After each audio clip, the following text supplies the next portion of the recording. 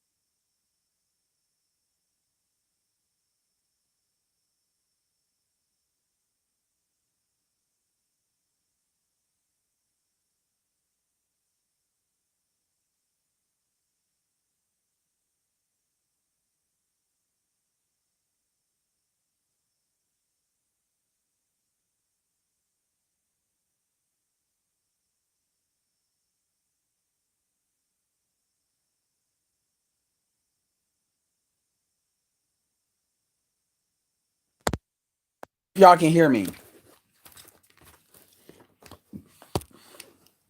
press one if y'all can hear me.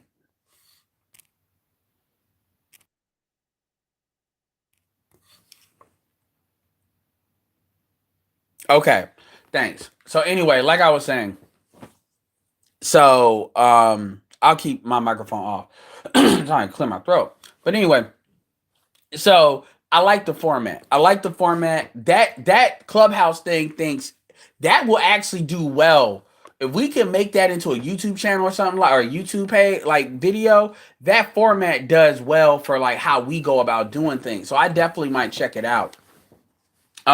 Because obviously people are talking about, video and all that, and a lot of stuff we do, video is not as needed.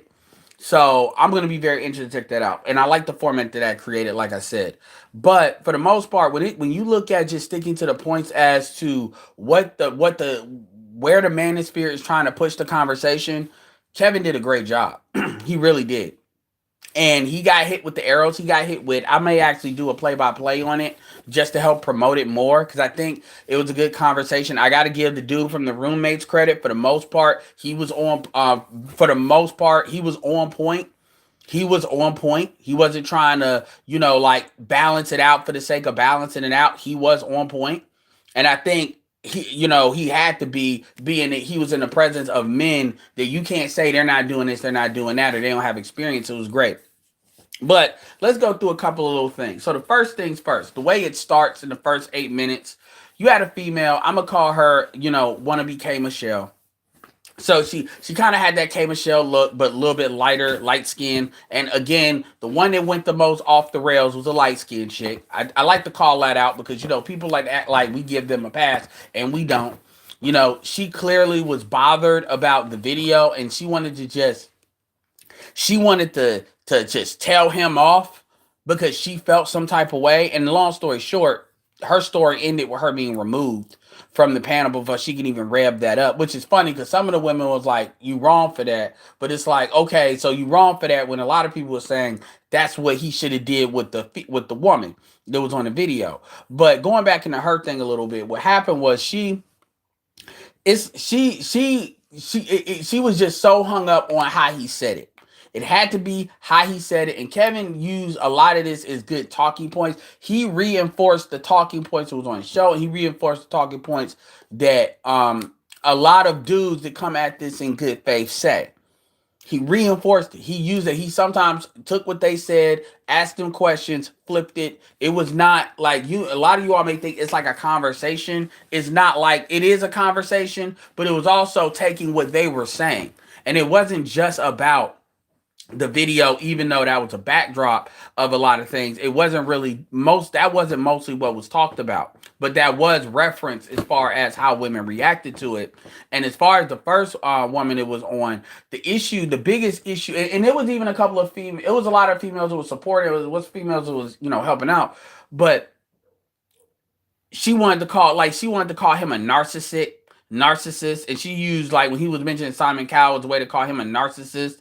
And when black women use terms like narcissist, and he said a big thing is women project, they think through their emotions, which everybody knows. So when they use words like hyperbolic words like narcissist, misogynist, and stuff like that, you can't take that seriously.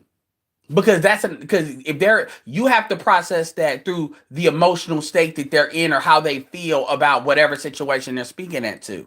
So women love to call dudes narcissists because it's another way of saying they're a bad man. They're a bad man, and it's another way of saying it's his fault. But a couple of things that they threw out here, because I definitely don't want to be forever. And this happened towards the end, and I just finished it, and I was watching it in pieces, so it's going to be kind of discombobulated what I say. But they were talking, but one thing that got brought up towards the end was this idea of a woman having a right to have her standard. And that was talked about, and Kevin at the end of the day said, the standard, you have a right to have your standard, but the market is what decides what you're worth. And as far as what's the outcome you want. And then he said that's not a Kevin Samuels theory, that's a product theory. Y'all are educated, And one woman said she said that's your opinion. That's not an opinion. That's not an opinion. And it was interesting how you had all these women that are educated. So they all should have had to go through statistics. There's certain things that when you're at their baseline things you go through when you get a bachelor's degree, regardless of what field study you go through or what school you go through. And it's amazing how when it comes to numbers and stats, they just want to just say fuck the stats. And even one woman, to her credit, she said, we don't see it through numbers. We grow up being told fairy tales and you can have it all. Of course you are. And feminism is a part of that fairy tale that a lot of women are passed down to other women. Women that don't have the outcomes that they ultimately want themselves are the ones that are passing these fairy tales down, which actually is passing this poison down. And at least she acknowledged that the fairy tale, so women don't think of it as in hard numbers. And this is also why you don't really hear men talking about they won't settle. Men tend to get what the market bears, and if they don't like what the market bears, they tend to improve themselves, not level up by getting someone else. Leveling up is you improving yourself, and then the byproduct of that is you having better outcomes. You don't level up by, oh, I got a better, I'm having sex with men that make more money. I'm leveling up. No, you're not. You're just making it easier so those dudes can come run through. That's not the same thing. You leveling up really has nothing to do with a man, it has everything to do with you, but you never see that talked about. So that was brought up. And these women, and it's interesting because shout out to Mr. Fantastic. You know, he had those women up, those younger women, you're 25, and they're saying the same thing. My standard, they are so hung up. And it's amazing how you can look in the celebrity field and how these women will happily drop their standard when it comes to them dealing with a white man. They don't have those same standards. And nobody never really looks at that and asks, why is that the case? Why is it that you don't hold that same standard there? So obviously we all know that you put a premium on what whiteness is, the women that do that. Because the money, you're not making it up. But that was talked about as far as market. And they really did not want to hear that. Like they really didn't want to hear that. They kept on coming back to what they deserve, what they have a right to make a price, as if nobody, and they want to say everybody's telling them they should settle. I mean, and I, if I was there, I would have wanted to ask, who is telling you this? I have never heard in mainstream media a black woman being told she needs to settle. I have never heard that. I would love for somebody to present me with mainstream media, mainstream TV, radio, or mainstream social media that is not a clickbait title, but somebody actually saying, I'm talking about a black woman or a dude that sells stuff to black women, telling black women they have to settle. I never hear that. There is no economic incentive to tell black women that. So black women love to talk about they're nobody. I don't know who says that, and I would have loved to ask that question because I don't hear that. Like I've never heard that outside of like the manosphere, and when dudes like you never hear that black women are told like black. I've never heard somebody verbally really or communicate to black women you need to settle for less in the mainstream markets. That was talked about. It was slightly touched on. This was the very, very end, so I'm gonna comment on it, but it wasn't. It was literally like maybe not even 60 seconds, but but it was commented 2 times about black women dating out. And when the numbers were presented as far as how many black men they do, the options they were talking about, well, you know, black women, they should also date out to expand those numbers. And then Kevin said it like this: your numbers are like one in four black women will get married in their lifetime. And I want to be very clear about that. We're talking about 1 in 4 black women will get married once, meaning 3 of 4 don't, 75% never get married. Now, obviously, we know the you know, people that are cohabitating. I get that. But for that number to be that high, that cohabitation number doesn't bring it down that much. And we're talking about long-term cohabitation versus you having a stint here or there with dealing with a nigga. And let's be clear here. I don't count cohabitation where the woman is basically everything. When the house, if the apartment or the house is in her name, I don't really count that as cohabitation. You just got a nigga living with you, as far as I'm concerned. That's how I see it. Because at the end of the day, that nigga could leave at any time, and that nigga can be kicked out when you get mad. And we know how the laws favor that. So, and make sure you get them likes up. It's 68-26. Let's get that to like 40, please. So they were talking about dating out a little, like it was like, so it was things that was like injected. Well, if these numbers are like this, well, maybe like, well, here's where the BS comes in. Black women, nobody's stopping black women from dating out. And they did mention, well, black women are so race loyal. You can't say, like, black women are not so race loyal. Black women do not feel, I'm going to date a black man or I'm going to die alone. That is not how most black women feel.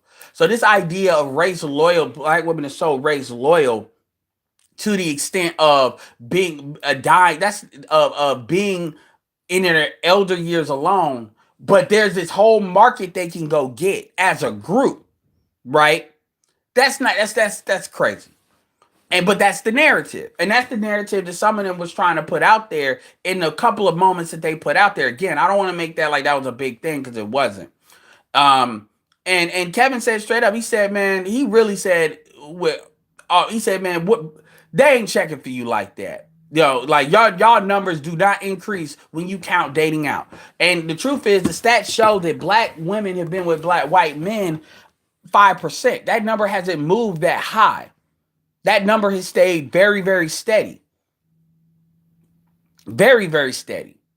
So, and it's not because black women are just not deciding to do it. Because again, when they talk about race loyal, they make it, it never got entered in the conversation because it was just not a conversation about that. But a much bigger number of black women actually have sex with white men or non-black men than that 5%. So that 5% talk about marriage is actually deceptive. And black women will point to that when they like to talk about, when we say that 85% of black men date black women, they like to point to the dating part, where I would flip it too when it comes to the fucking part.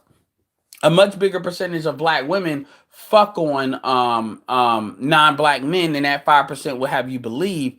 And at the end of the day, they're not getting in relationships with you like that, like that, like that.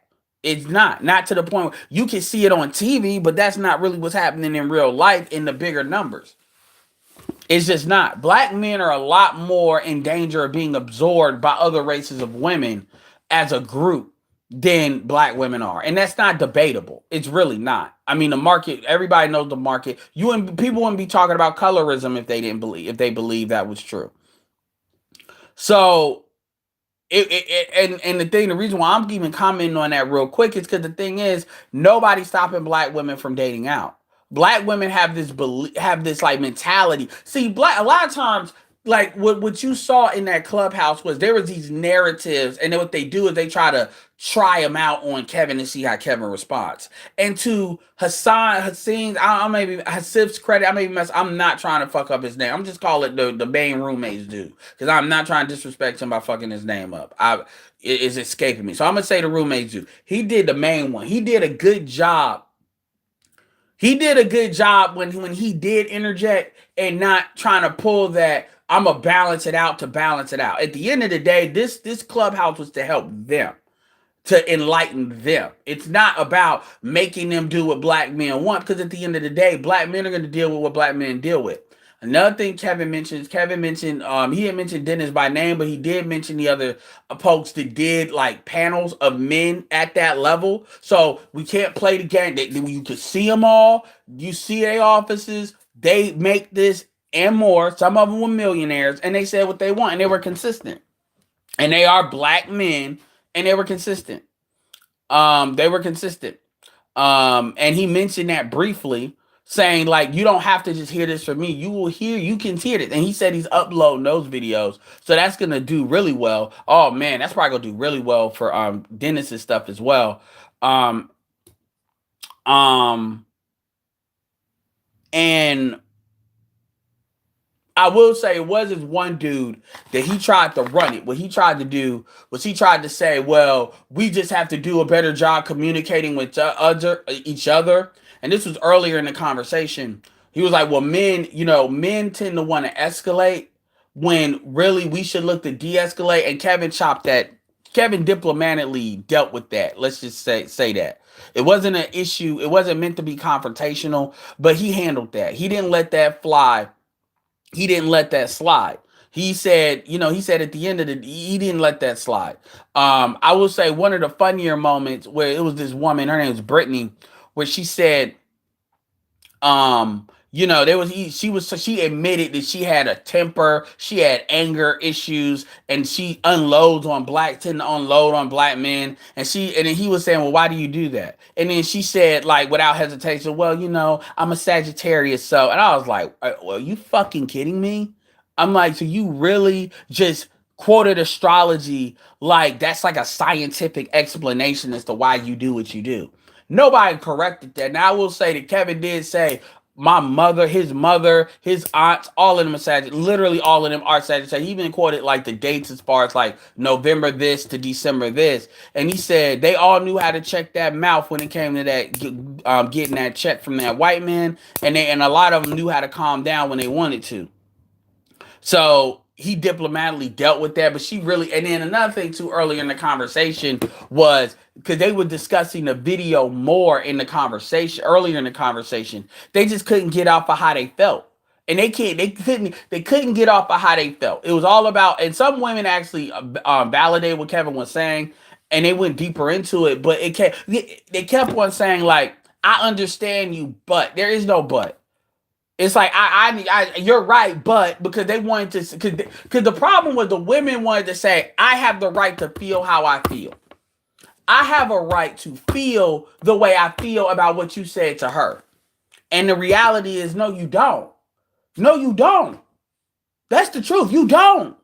You think your feelings are irrelevant to logic. Now we take children into account. We take maybe teenage people into because they're hormonal. But once you get like 21, 23 and older, you're an adult. And one of the things that Kevin said was he said men are gonna talk to you like a man, not talk to the woman. Women are gonna be men. Men cannot talk to a woman like a woman. And women, and the fact that women are asking men to talk to them like women is really it really goes to show it's spoiled. You're spoiled. And this is a big reason why black women have a hard time being in relationships with other races of men or other races of men take them seriously. Now, see, women will love to say, well, the reason why non-black men don't date them is because the society makes black women look bad. Because that was another thing that was talked about, how, the reputation of black women. And it was like, well, some but not all. That's not, you're generalizing. All of the tropes was in there. That's what was great. So you got to really see if anybody wanted to say, okay, let's get Kevin's manosphere, or let's get Kevin's credentials as far as a black man on handling the list of proverbial black female fuckery 101 talking points. And I'm not trying to make this a gender war. People are listening to me, oh my God, it's like, no, it was a very diplomatic conversation. And the only time it didn't is when some women started wilding out. Only one woman got removed, and after that was pretty good. Everybody could have their opinions and have their opinions. He was called a narcissist at the beginning, and he was called the narcissist at the very tail end. And even at the end, he asked her, what is a narcissist? And then she kind of answered it, but she answered it in a way you could tell it's a term that's used just to shame somebody.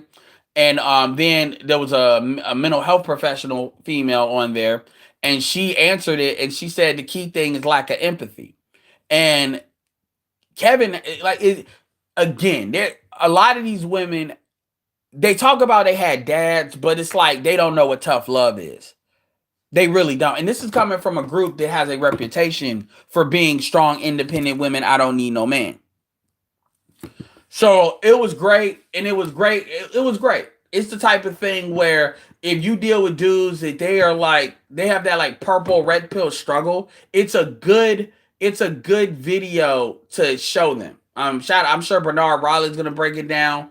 I'll be curious to see what Roger thinks about it, because it really helps you do in a very hour and 20 minutes get a lot of these outside of the bitterness, because all them dudes are successful. All of them are successful. All of them successful. All of them got, the basic parameters when it comes to physical shit. And it was really only Kevin and the roommates dude talking, with maybe one other dude interjecting, and Andre Hatchett being there. And Andre Hatchett doesn't do the gender war shit. Andre Hatchett is very collaborative with black women. So it was good. You can't really say it was a bashing session. You can't say that. And people have to understand that that's a term that's used to try to invalidate what gets said. So it's definitely share worthy. It's definitely something y'all should promote. And it was good. I will say this. I'm not gonna say I disagree with this, but this is the thing that I'm thinking about. That Kevin said, and he said it more than a couple of times. he said that black men, and to be fair, Dennis said this, and I've been hearing Dennis say this first. So it's not like I'm not gonna make it seem like Kevin's just trying to push this. I just think he agrees with it, and it's probably something he's already thought. But Dennis has been saying, he said this on the video where Kevin super chatted, where he was saying black men need to be heard, and black men, it is your responsibility to be heard. And he's talking specifically about he's talking about all black men, right? But he's talking too specifically about, and Kevin will talk specifically about black men that are quote unquote high value or six figures, or they make, he said, if you make $75,000, you're in the top 13% of black income earners. Now, this is if you assume that if you make six figures, you're in the top 6%. So I'd argue it's probably higher, but we'll go with those numbers. It's not even about income. If you're a black man and you know you have your basics under control, as Love Dorsey would say, your basics, meaning you got your own car, got your own apartment, you got your demand right when it comes to the marketplace. You need, if you're somebody, you got a job, and this is the one thing he said where